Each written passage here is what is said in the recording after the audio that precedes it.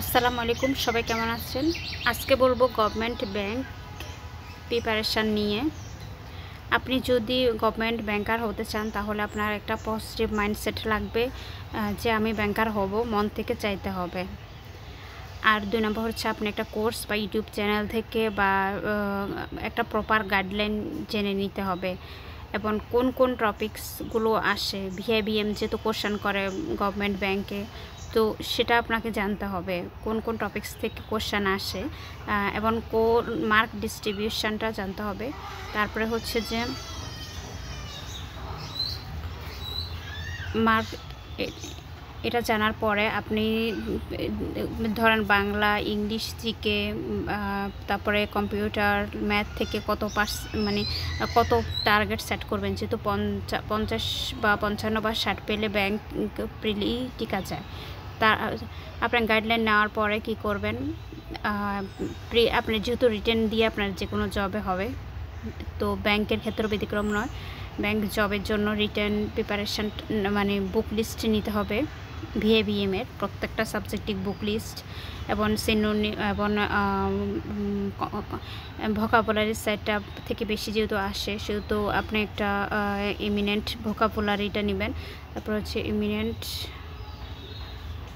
Job solution ওটা নেবেন, যেহেতু প্রিভিয়াস ইয়ার কোশ্চেন 100% পড়তে হবে, ওখান থেকে 40% মতন কমন আসছে।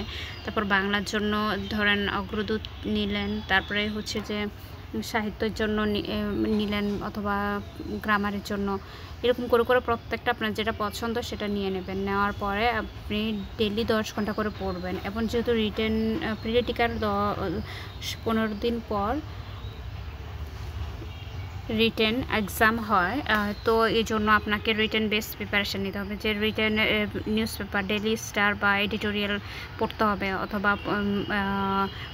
বা মান্থলি যে মোহিত সম্পাদকীয় হয় ম্যানস, ওইগুলো পড়তে হবে।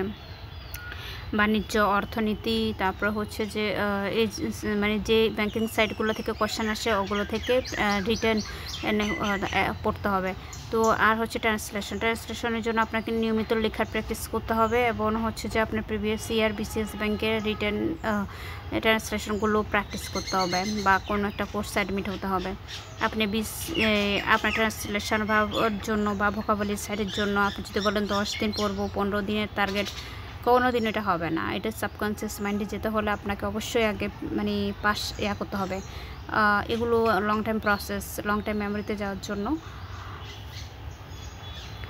তারপর আপনি প্রিলি দিবেন, ইনশাল্লাহ টিকে যাবেন। তারপর রিটেনের জন্য আগেও প্রিপারেশান নেবেন, প্রিলি রিটেন বই আগে নিয়ে ফেলবেন। আর ব্যাংকের জন্য স্পেসিফিকভাবে কোনো বইও নেই রিটেনের জন্য।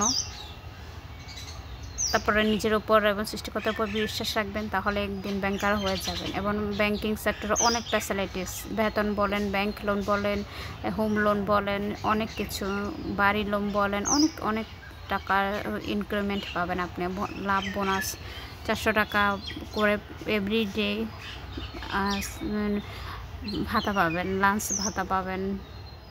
মানে এখানে অনেক ফ্যাসিলিটিস এবং পদোন্নতিটা 5-6 বছর পরে পদোন্নতিটা 9ম থেকে 6ষ্ঠ গ্রেডে চলে যায়। এখানে অনেক অনেক ফ্যাসিলিটিস আছে এবং দ্রুততম সময়ে ব্যাংক জব এক্সামগুলো হয় আর চাকরি পাওয়ার সম্ভাবনা থাকে, কারণ এখানে পোস্টে বেশি। যেমন সিনিয়র অফিসারে 2023 সাল ভিত্তিক 1500+ পোস্ট আছে, মানে বিসিএসে কিন্তু অতটা নেই অথবা অন্য জবের ক্ষেত্রে। এই জন্য সবসময় ব্যাংক জবটাকে চয়েস করা উচিত।